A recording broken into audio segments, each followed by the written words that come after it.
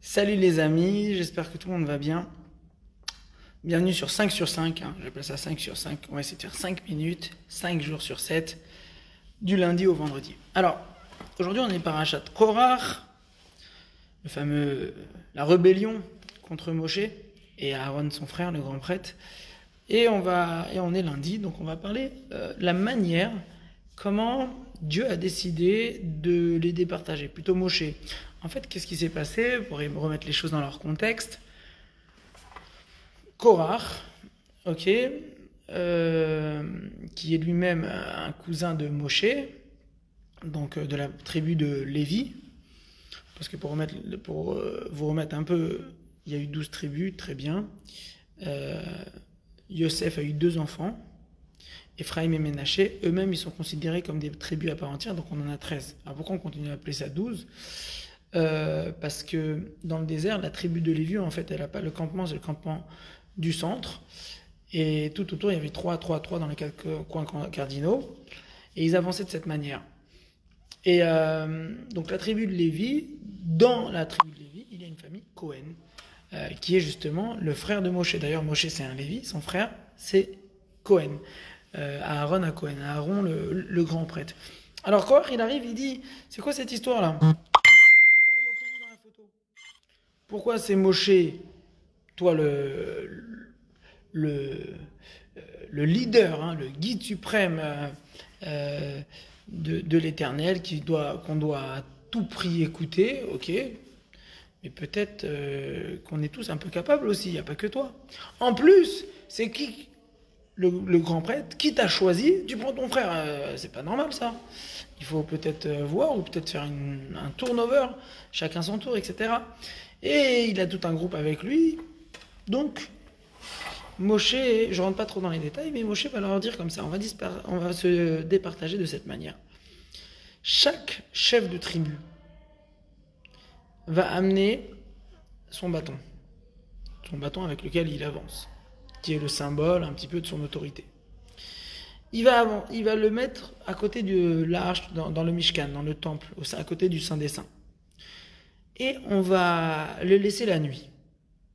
Et celui qui fleurit, c'est-à-dire que Dieu l'a choisi. C'est Dieu qui l'a choisi. C'est pas moi qui a choisi mon frère Aaron. C'est Dieu qui m'a dit de choisir Aaron. Alors on dit, eh ben on va bien voir ça. Chaque chef de tribu a amené son bâton qui allait dormir au Mishkan. Aaron également a amené son bâton à Aaron, à Cohen, non Aaron le grand prêtre. Et Korach, il dit, moi je suis le porte-parole de la tribu de Lévi, donc j'amène aussi mon bâton. Et ils ont laissé là-bas le bâton, et le lendemain, ils ont vu une petite fleur qui a également à côté donné une autre fleur qui est en train de donner l'amande, et à côté une autre fleur qui a déjà donné totalement fleuri, bourgeonné, fleuri et donné son fruit d'amande. Où ça? Le bâton de Aaron. Uniquement le bâton d'Aaron avait totalement fleuri, bourgeonné et donné totalement déjà l'amande. Alors déjà on peut se demander pourquoi amande et pas un autre fruit, mais au-delà de ça, le rabbi demande une question intéressante. À quoi ça sert de mettre une floraison qui a donné un bourgeonnement de fleurs, qui a donné aussi un fruit, etc. T'avais qu'à directement mettre l'amande, quoi. Tu veux montrer qu'il y a eu quelque chose de miraculeux, on est d'accord, en une nuit, ça pousse pas comme ça. Donc pourquoi Akadosh Baruch Hu a eu besoin de suivre l'ordre de la nature? Si c'est pour faire un miracle, fais-le le miracle. C'est vrai ou pas? On retrouve le rabbi fait la liaison avec une autre histoire, vous savez, au moment de la conquête d'Israël, donc 40 ans après cette histoire, au moment où ils sont à Josué, donc Yehoshua, le fils de Nun, a dû rentrer en Israël et a fait la guerre. À un moment, il était en train de battre l'ennemi, mais la nuit tombait. Qui dit nuit tombée, ça dit également qu'il va avoir l'occasion pour l'ennemi de se réorganiser. Donc il a demandé à Hachem, s'il te plaît, fais un miracle. Shemesh begiv on dom. Arrête le soleil quelques heures afin que je finisse ma bataille. Et Dieu, il a fait ce miracle. D'ailleurs, ce miracle, il a eu lieu le jour de 3 Tammuz, du Gimel Tammuz, ça fait référence un petit peu à ce qu'on sait du 3 Tammuz, hein, le jour de la disparition du rabbi. Alors, c'est quoi le message? Il y a quelque chose peut-être qui s'arrête, mais en fait, c'est miraculeux. J'invite à chacun à essayer de tirer une conclusion. On en reparlera peut-être. En tout cas, je referme cette parenthèse. Et le rabbi demande, mais c'est bizarre, si Dieu tu veux faire un miracle pour le peuple juif qui gagne la guerre, eh ben t'as qu'à envoyer des pierres sur l'ennemi ou les anéantir ou leur faire attaquer une crise cardiaque, c'est fini. Pourquoi t'as besoin d'arrêter le soleil afin que lui il puisse continuer à se battre avec les ennemis? Si tu veux faire un miracle, fais-le ton miracle. Donc, la même chose là, on peut se demander, si Dieu il veut faire quelque chose de miraculeux avec le bâton de Aaron pour montrer que Dieu a choisi Aaron, et c'est pas juste Moshe qui a décidé de mettre son frère en poste, alors tu veux montrer un miracle, et ben voilà, montre qu'il y a des amandes qui sont sorties. Qu'est-ce que tu as besoin de faire la feuille, la fleur, et la fleur qui bourgeonne, etc. Qu'est-ce qu'on a besoin de tous ces processus qui sont normalement dans un cycle naturel des choses? Mais là, c'était pas naturel, c'était totalement surnaturel. Le rabbi explique une explication très importante et très intéressante qui est riche en enseignements. Même quand Dieu doit faire des miracles, il fait les miracles d'une manière de ne pas casser les lois de la nature.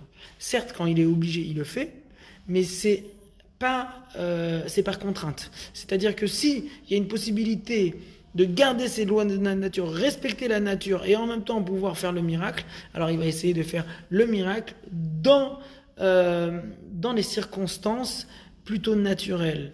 Il va éviter de totalement casser et de dérégler le système de la nature naturelle que Dieu même a mis en place.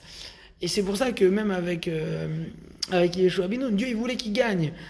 Alors oui, c'est vrai, il a eu du mal, Yeshua, à les anéantir avant le tomber de la nuit. Donc ok, j'arrête le soleil, mais toi tu continues à faire la guerre. La même chose là, ok, je dois faire un miracle pour montrer que c'est le bâton de Aaron qui a été choisi, et Hachem il voulait que ça soit une amande. On connaît le symbole de l'amande, parce que l'amande c'est un fruit qui vient très vite. Donc il voulait absolument se rapprocher de la nature. Et aussi, c'était un message que Aaron, il va avoir la bénédiction du Cohen qui va se réaliser très rapidement. Donc, c'est-à-dire qu'il y a des fois, même quand Dieu doit faire des miracles, et Dieu, quelque part, procède à quelque chose pour nous aider, pour aller dans notre sens, c'est pas le premier choix, c'est de respecter les lois de la nature. Ça me rappelle une blague, une fois, quelqu'un qui a dit qu'il y avait un bateau qui coulait. Et on lui dit, vite, monte dans le canoë. Il dit, non, vous inquiétez pas, moi je suis un grand sage, Dieu il va s'occuper de moi. Non mais viens, mais c'est en train de couler, Dieu il va s'occuper de moi, personne ne m'embête. Il dit, Dieu, Hachem, c'est toi qui t'occupes de moi. On lui dit, essaye de venir, il veut pas venir dans le bateau de sauvetage, après on lui lance une bouée, il veut même pas l'attraper, etc. Jusqu'à que l'hélicoptère, il arrive, il dit, donnez-moi la main, monsieur, je vous sauve. Non, moi c'est Dieu qui va s'occuper de moi. Finalement, il coule, il meurt. Il monte là-haut, il dit, Dieu, t'as pas honte? Moi j'ai eu confiance en toi, tu t'es pas venu me sauver, t'aurais pas pu me faire un petit miracle, alors que moi je viens au Minyan tous les Shabbats, tous les jours, et je prie et j'étudie. Dieu il a dit, tu te moques de moi? Je t'ai envoyé 4. Je t'ai envoyé le canot, et après le bateau de sauvetage, après je t'ai envoyé le truc, et je t'ai envoyé l'hélicoptère. Il dit, non, ça c'était pas toi, c'était eux. Dieu il dit, mais tu comprends pas? Eux c'est moi. Cette nature-là que tu vois, que toi tu veux, moi j'ai fait des circonstances que ça peut t'aider. Certes, habillé dans le naturel, mais c'est mon miracle. C'est-à-dire que des fois on attend de Dieu quelque chose d'extraordinaire. Dieu, il suffit qu'on y croit que ça va bien se passer, c'est sa manière de nous faire le miracle. Et Dieu, il évite justement de casser la nature. Donc c'est un enseignement, je pense, qui est quotidien, parce que des fois on espère de grandes choses, mais on n'est pas capable de créer le récipient. Fais le récipient. Il y a quelqu'un, il priait toutes les semaines de gagner au loto, de gagner au loto, de gagner au loto, de gagner au loto. Une fois, il est monté à 120 ans, il est monté à Dieu, il a dit, tu m'as pas fait gagner une fois, je t'ai demandé toutes les semaines. Il a dit, c'est quand la dernière fois que tu as joué? Non, j'ai pas joué. Ben, t'as pas joué. C'est-à-dire, des fois, on demande à Hachem, on espère que ça se passe comme ça, mais fais le récipient. Et crois, il faut que tu y crois, que ça va. Dieu, il va mettre sa bénédiction dans ce récipient. quelqu'un qui est malade, consulte un autre médecin. Non, mais les médecins, ils ont déjà dit, consulte quand même. Le rabbi disait, consulte un autre médecin, un médecin ami, etc. Tu vas voir qu'il va avoir des... Ah, alors c'est le médecin qui a fait le miracle ou c'est Dieu? C'est Dieu à travers le médecin. C'était une manière de faire. Ok les amis, si on avance comme ça, vous allez voir que votre vie, elle sera plus belle, elle sera plus heureuse, elle sera plus épanouie et elle sera surtout plus relaxe. Elle sera plus apaisée parce que on sait que nous, on fait ce qu'on a à faire de notre côté et le bon Dieu fait le reste. Mais je ne peux pas que prier à Dieu et lui demander de faire le miracle sans faire le récipient. Et contrairement, il n'est que en ma capacité. Il n'y a que moi qui est capable de trouver le médecin ou de trouver le business pour sauver ma famille. C'est la bracha de Dieu qui sera habillée dans mon récipient, dans les opportunités que je vais mettre en œuvre. Voilà, si on arrive à avoir cet équilibre, tout est bénef. Je vous dis à demain et prenez soin de vous.